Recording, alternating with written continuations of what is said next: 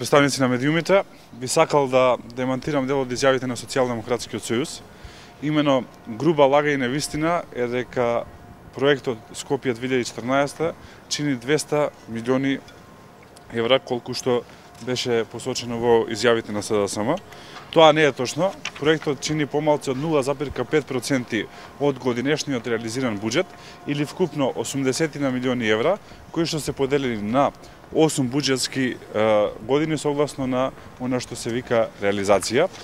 Би сакал да споменам дека средствата се инвестирани претежно во згради, изградба на филхармонија, на Уставниот суд на Република Македонија, понатака на Министерството за надворешни работи, понатака на театарот, Министерството за надворешни работи, како што спомнав, музеот и други згради кои што треба да се градат во центарот на Скопје. Од 9 згради кои што се треба да се изградат, 7 се веќе започнати, односно се во тек на градба, а останатите се хотели и јавни објекти кои што во наредниот период треба да бидат изградени со приватни средства.